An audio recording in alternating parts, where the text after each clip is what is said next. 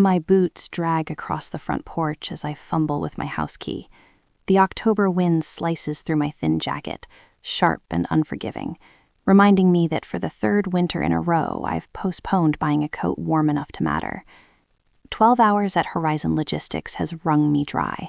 Every joint aches, every step feels borrowed. All I want is steam from a shower and a few minutes where no one needs anything from me.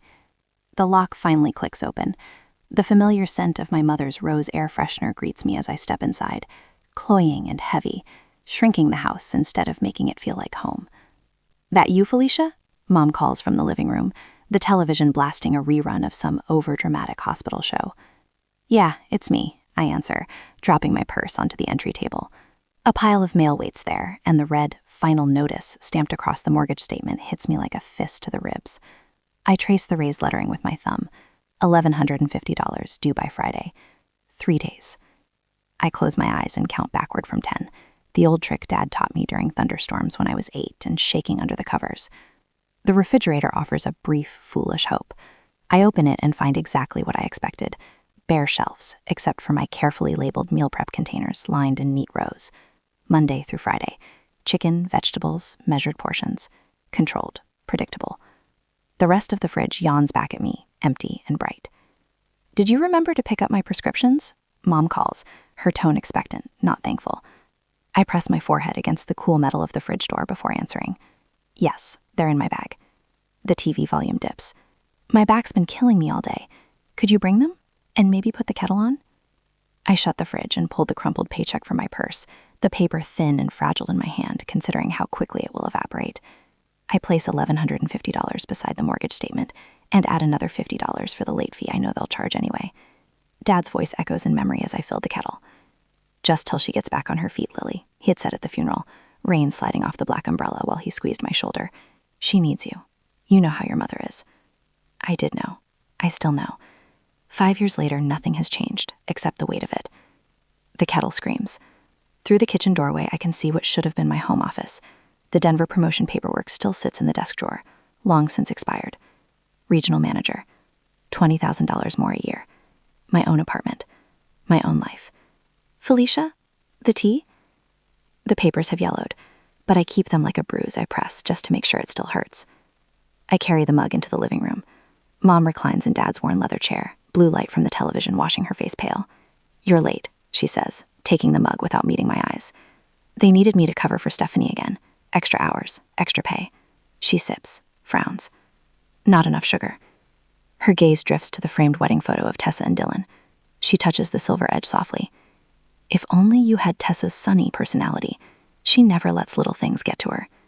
The little things. Mortgage payments, utility bills, groceries, prescriptions.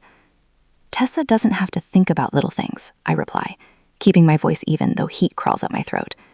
"Your father would be so proud of how you look after me," she says gently, the familiar blade hidden in velvet. It lands in the same place every time.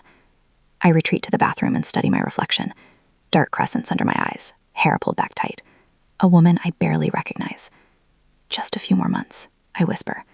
"Just a little longer." My phone buzzes from my jeans on the floor. I almost ignore it until I see Tessa's name. "Family is family," Dad used to say. I answer. "Felicia," Tessa's voice bursts through, bright and breathless.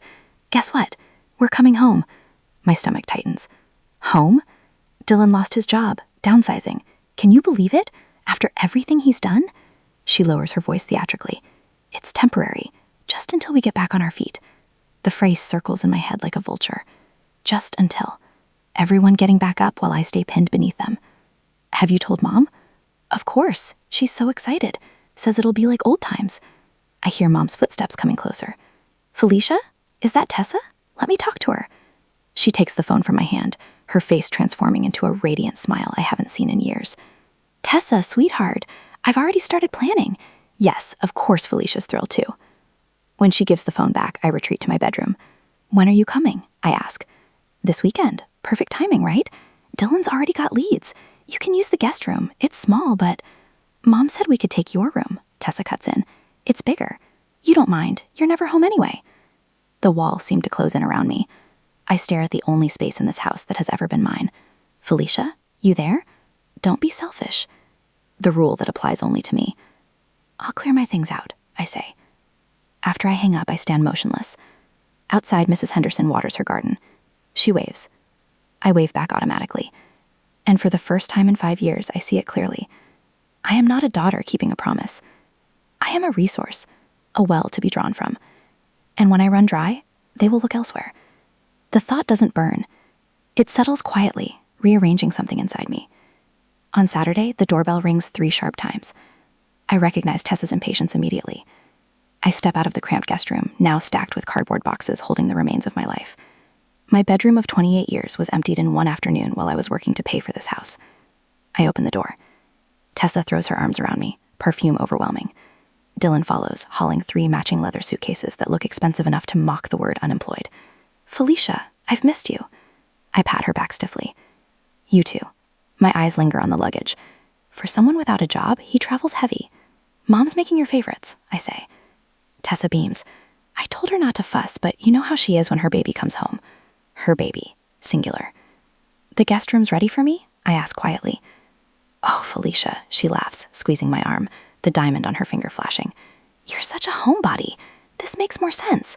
Dylan and I need the space. Mom appears glowing, energized in a way I haven't seen since Dad died. There's my girl, she cries, enveloping Tessa. I step aside, watching like an outsider. Dylan, put your things in Felicia's room. She's in the guest room now. Already? He asked mildly. Mom handled it yesterday, I say, efficiently. Mom smiles proudly. I wanted it perfect. In the kitchen, pot roast simmers. Dad's favorite meal, now repurposed. The smell feels hollow. The car keys are by the door, Mom calls. Felicia can take the bus Monday. My hand freezes. What? Dylan needs to job hunt. You can manage. I have meetings across town, I reply carefully. I need my car. Felicia, your sister needs support right now. Can't you think of someone besides yourself? The guilt rises automatically, but I hold it down. I've already told their landlord you'll cover the rest of their lease, just until they're stable. You told them what? Laughter drifts from the hallway. We'll be fine, Tessa, murmurs to Dylan. Felicia always handles everything. The wooden spoon in my grip snaps clean in two. That night, sleepless on the sagging fold-out mattress, I open my laptop. An old email from Tessa catches my eye. Curiosity wins. Don't worry about Felicia, Mom had written. She'll understand. She always does. The timestamp reads 3 weeks ago. This was planned. I was the only one uninformed. My phone buzzes. Marcus. The Knoxville regional offer is still open if you want it, housing included. I set the phone down, but the possibility hums in the room. Through the thin wall, I hear Tessa in my old bedroom. We should update this space, sell some of this old furniture. My furniture. In the morning, Mom presents a grocery list twice as long as usual, sliding a calculator toward me, showing nearly half my paycheck. We're family. We help each other. Through the window, I watch Tessa toss my herb garden into the trash. Mrs. Henderson meets my eyes and shakes her head. On Monday at lunch, I go to the bank. Mr. Peterson scrolls through the joint account. You're the only one depositing money. Have been for a while. On the drive back, I call Marcus. Is Knoxville still available? For you? Absolutely. That night, while they plan a barbecue and Dylan drives my car around town, I slip into my old bedroom. Tessa's designer clothes fill my closet, my desk shoved aside. I kneel and lift the loose floorboard where I hid the Denver paperwork years ago. Beneath it, my emergency fund, $5,000 in cash. Dad's voice again. Keep something back, Lily. The world turns fast. He was right. I call a moving company while laughter floats in through the window.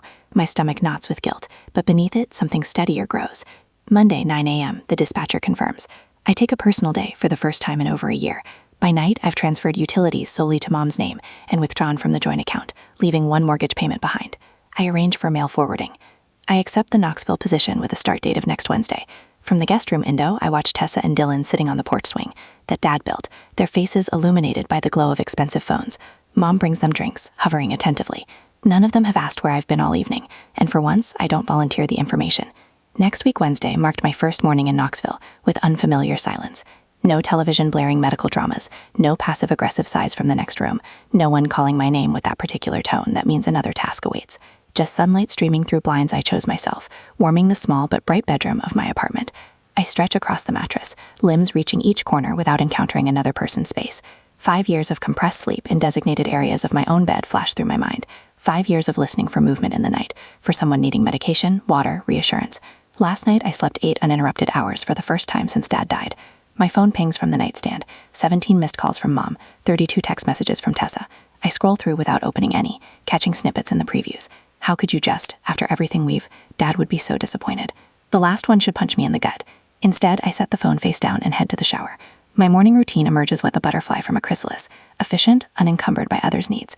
Coffee brewed exactly how I like it. Breakfast eaten while reading instead of mediating family squabbles. No one commenting on my boring meal prep containers. 2 weeks later, my new position as team lead at Horizon's Knoxville facility was already reorganized in the shipping department, cutting processing time by 14%. My supervisor noticed immediately. Whatever Nashville was paying you wasn't enough, he said yesterday, dropping a company-wide recognition certificate on my desk. At home that evening, I wrote in my journal, I keep waiting for guilt that isn't coming, because that's the truth. The guilt I anticipated, the crushing weight of family obligation I expected to flatten me, simply hasn't materialized. Instead, I feel something unfamiliar, unfurling in my chest, something that might, with proper care, become happiness. The lobby intercom buzzes while I'm pulling on my jacket, preparing to head to work. Miss Taylor, there are 2 women here insisting they need to see you. They say they're family. My stomach contracts, shoulders automatically hunching forward. Old habits. I'll be right down. The elevator feels like a descent into my former life. Each floor ticking down represents another layer of hard-won peace being stripped away. Deep breaths, Dad's counting technique. The doors slide open. Mom and Tessa stand in the lobby, looking simultaneously out of place and entitled to be there. Mom's cardigan is buttoned wrong, her hair uncombed, the disrevelment meant to communicate distress rather than actual neglect. Tessa's eyes are carefully reddened, but her makeup remains flawless. There she is, announces Tessa loudly to the entire lobby, the daughter who abandoned her family without a word. Several people glance up from their phones. The security guard shifts uncomfortably. Good morning, I say, keeping my voice level. This is unexpected. Mom steps forward, hands outstretched. Felicia, how could you leave us with nothing? The electricity is about to be shut off. There's no food in the house. My hands tremble slightly, but I keep them at my sides.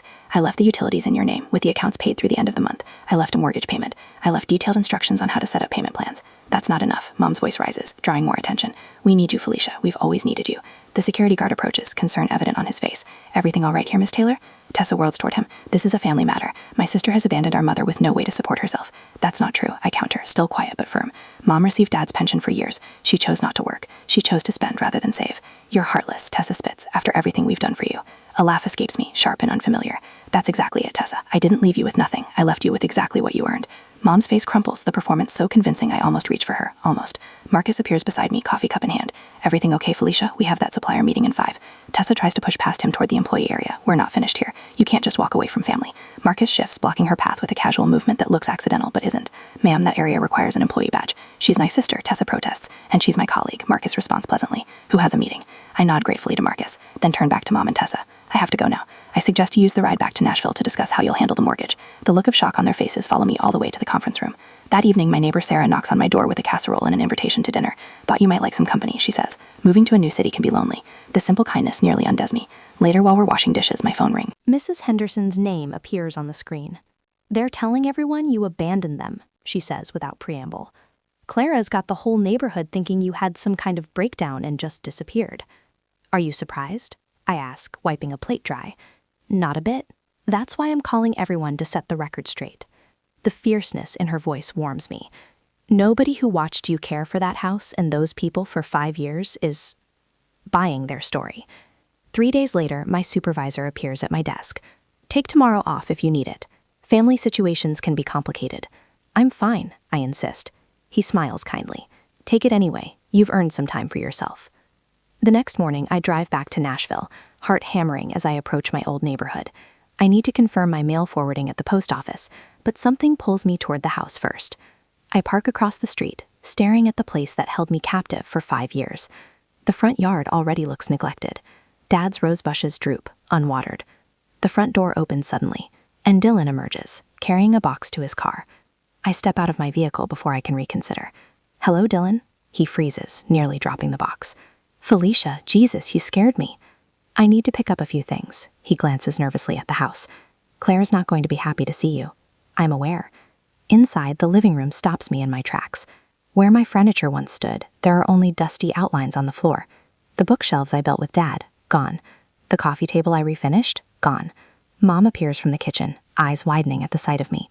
You took everything, she accuses, voice trembling. I took what I paid for, I respond calmly. Dylan frowns, looking between us. Wait, was she paying for everything? The confusion on his face would be comical if it weren't so pathetic. Tessa storms in from the hallway. What happened to Dad's life insurance money? There should have been savings. Mom's face flushes. Well, the kitchen needed updating. And your car? My car? Tessa's voice rises to a shriek. You said we had savings. $36,000, I say quietly. The policy paid out $36,000, which disappeared within 8 months. Tessa turns to me, her perfect makeup now streaked with tears. Did you know about this? I found out when the mortgage came due and there was nothing left. Mom collapses onto the couch, my couch, which they apparently couldn't carry out, and begins to sob. Please, help us figure this out, Felicia. You always know what to do. The statement hits me like a thunderbolt. I was never the daughter. I was the solution, the fixer, the safety net. Tessa paces, furious energy radiating from her. You're really going to stand there and do nothing after everything Mom's done for you? You're heartless. My heart is fine, I reply. It's just no longer available for your use. Mom clutches her chest dramatically. My blood pressure medication is almost out. The doctor says my condition is worsening with all this stress. Dylan, finally catching up, points an accusing finger at me. You should have told us the financial situation before you just took off. I walk to the kitchen counter and place the mortgage statement I brought with me, squarely in the center. 5 years left. It's your responsibility now. Tessa grabs my arm as I turn to leave. You can't just walk away from family. I gently remove her fingers from my sleeve. You wanted each other. Now you have what you wanted. Outside, the October air feels cleaner than it did just 20 minutes ago. As I slide into my car, my phone buzzes with a bank notification. Clara Taylor, attempting to access a closed joint account. A text from Tessa appears. You can't just walk away from family. This isn't over. Then an email notification about a letter forwarded from my old address, Clara's doctor, regarding her deteriorating health condition. My finger hovers over the block button as I sit in my car, staring at the house that was never really mine. I press delete instead. I'll deal with them later, on my terms. For now, I drive back toward Conksville, toward my new life, toward the person I'm becoming when I'm not carrying everyone else's weight. The road ahead stretches clear and open, and for the first time in 5 years, so does my future. A week later, the certified letter sits on my kitchen counter like a grenade with its pin halfway pulled. 3 days it's been there. My name and new address typed in crisp black letters that somehow look accusatory. I know exactly what it contains. My final statement to Clara about the mortgage. Therapist calls it necessary closure. I call it ripping off a bandage that's been superglued to skin. I slide my finger under the flap and pull out the single sheet of paper. To Clara Taylor, this letter serves as formal notification that as of October 15th, I am no longer financially responsible for the property at 1422 Oak Ridge Lane. My phone buzzes against the counter. Marcus from work. Tessa showed up at the office, he says without preamble. Security called me when she refused to leave the lobby. My stomach tightens. What did she want? To talk to Mr. Reynolds about a charity donation for her struggling family. Used your name repeatedly. I close my eyes and count backwards from 10. My father's technique fails me for the first time in 20 years. Thanks for letting me know, I manage. Reynolds shut it down fast, said the company doesn't make personal charity donations, especially when they might appear as favoritism toward an employee's family. The irony burns. 5 years I've spent ensuring my family never struggled, and now they're panhandling in my workplace lobby. After hanging up, I finished addressing the certified letter. My handwriting remains steady even as my pulse races beneath my skin. The mortgage is Clara's problem now. 5 years of payments, $69,000 total, vanished into a house I no longer live in. My laptop chimes with an email notification from Horizon Security. Subject, suspicious online review. The review is short but cutting. Felicia Taylor handles logistics like she handles family, by abandoning ship when things get tough. I forward it to HR with a brief explanation about my family situation, then freeze all 3 credit bureaus with a few practice clicks. Not my first rodeo with Dylan's attempts to access my accounts. When my therapist's office finally calls at 2 p.m., my headache has intensified to a steady throb behind my right eye. Dr. Winters had a cancellation. Can you come in at 3 instead of waiting until Friday? The universe occasionally throws a bone. Dr. Winters' office smells like coffee and worn leather, a combination that always loosens the knot in my shoulders. She gestures to the blue armchair I've claimed as mine during our weekly sessions. You look like you haven't slept, she observes, notepad balanced on her knee. Family reunion day. I attempt a smile that falls flat. The boundaries list we discussed? I handed her the notebook page titled, What I Will and Won't Accept. The first item reads, I will not be financially responsible for adults capable of working. They found creative ways to test every single boundary today, I tell her. Clara listed the house for sale. Dr. Winters' eyebrows rise slightly. Without addressing the mortgage situation? The realtor called me when the title search showed my name on the loan documents. And how did that feel? The question uncorks some volatile inside me, like she still thinks I'm a blank check with legs. We spend 50 minutes discussing healthy responses versus reactive ones. When I leave, the headache has retreated to a dull pressure rather than stabbing pain. My phone lights up with a news alert as I pull into the parking lot of my apartment complex. A new GoFundMe campaign. Help the Taylor family keep their home. Tessa's smiling face stared back at me. Clara posed beside her, looking frail and worried. The description makes my blood boil. After our sister, divided by daughter, abandoned us during financial hardship. I snap a screenshot and forward it to my lawyer with a 2-word message: defamation lawsuit. Before I can put the phone away, it rings. Mrs. Henderson's name flashes on the screen. "I thought you should know," she begins without greeting. "The truth is coming out. That GoFundMe your sister started? People are asking questions. Betty Marshall from church remembered your father's insurance policy and asked Clara point blank what happened to that money." "What did she say?" I gripped the steering wheel with my free hand. "Stammered something about medical expenses. Then Betty mentioned seeing Clara's kitchen renovation last year." Ugh, a laugh escapes me, sharp and genuine. The renovation I paid for because Clara insisted it would increase the home's value. Well, now half the neighborhood knows it, and Tessa is showing photos of the house to potential buyers with maintenance issues everywhere. The back steps are rotting, the gutters are clogged, all the jobs I used to handle on weekends. That evening, my doorbell rings. I peek through the peephole to see a group of my coworkers. Marcus at the front holding a casserole dish. "Intervention," he announces when I open the door. "We heard Tessa showed up at the office." They file into my apartment, bringing food and companionship without the weight of obligation. Someone passes me a glass of wine. The conversation flows around work, weekend plans, a movie someone wants to see. Normal things that have nothing to do with mortgage payments or guilt. "We're having Thanksgiving at our place," Marcus's wife Janine tells me, squeezing my arm. "You're coming, non-negotiable." My throat tightens. I usually have to cook for... "Not this year," she interrupts gently. My phone buzzes with a text from an unknown number. "Mom just got a job at Wilson's Pharmacy, part-time cashier." She's furious. Another text follows immediately. "This is Liam, by the way, Tessa's friend. Thought you should know they're not doing great over there." I show Marcus the messages. "Good," he says firmly. About time they stood on their own feet. Later, after everyone leaves, I stand at my window watching cars pass on the street below. My apartment is small but peaceful. No one calls for prescriptions or tea or attention. No bills lurk in corners waiting to ambush me. My phone buzzes one final time for the day. An email notification. From Tessa Taylor. Subject: "This is all your fault. You told me Felicia would always take care of us." The message is clearly meant for Clara. I forward it to my therapy journal folder. Evidence of cracks beginning to form in their united front. For the first time in 5 years, I fall asleep without the weight of tomorrow's obligations pressing me into the mattress. My dreams are quiet, unmarked by guilt or dread. Freedom, it turns out, costs exactly what I can afford. 10 days later, the antiseptic smell hits me before I step fully into the hospital room. It mingles with the faint floral notes of Clara's perfume, the same brand she's worn since I was 10. Mom lies against crisp white sheets, looking smaller than I remember from just 3 months ago. Her hair, usually colored to hide the gray, shows silver roots. The sight catches me off guard. "Felicia?" Her voice cracks. "You came." I stand at the threshold, flowers clutched in my hand like a shield. 3 steps would bring me to her bedside, but my feet refuse to move. "The doctor says it's just a minor procedure," I say, my voice steadier than I feel. "Tessa made it sound like you were dying." Mom's hand flutters to her chest. "My heart, honey. The palpitations started after you left us. Dr. Simmons says it's stress-induced." I place the daisies on the windowsill, careful not to disturb the array of get well cards. Most bear the logo of our family church, their gold crosses glinting in the afternoon light. "Pastor Williams called me yesterday," I tell her. "Said something about a family feeling intervention. We're all worried about you." Mom's eyes well with tears that don't fall. "Running away, cutting off your family. It isn't like you, Lily." The childhood nickname slams into me with unexpected force. My stomach twists, a familiar ache spreading up into my chest.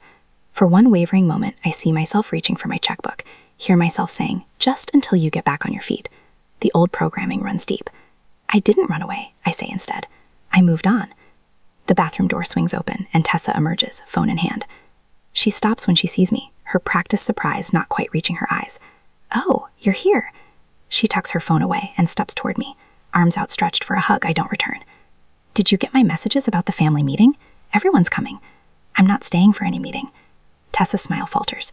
She reaches into a tote bag and pulls out a photo album bound in cracked leather. "I brought some things I thought might help you remember who you are, who we are as a family." The album falls open to a faded Polaroid, Dad teaching me to fish while Tessa, barely 5, watches from the shore. My throat tightens. "Family comes first," Tessa whispers. "That's what Dad always said." A muscle twitches in my jaw. "Is that why you told people I had a mental breakdown? to help me remember? Tessa blanches, her gaze darting to Mom. I was worried about you. Enough to spread rumors to my former neighbors? To mislead Mom's doctor? Mom's monitor beeps a little faster. Felicia, please not now. My head pounds with the beginning of a migraine. I press my fingers to my temples, wishing I'd brought my medication. I wish my therapist wasn't on vacation this week. All we want, Tessa says, sidling closer, is a fresh start. Just a little help until we get on our feet. Those words again, the family mantra. I stare at my sister, really look at her. Designer watch, freshly highlighted hair, manicured nails that have never scrubbed a toilet or patched drywall. I brought you something, I say quietly. I unzip my bag and remove a thick folder. Inside, 5 years of mortgage statements, utility bills, grocery receipts, insurance payments, all with my name on them, all tallying to $78,400. What's this? Tessa asks, though her tone suggests she already knows. Evidence. I set the folder on Mom's tray table and flip it open. Every dollar I spent keeping this family afloat while you were finding yourself in Atlanta.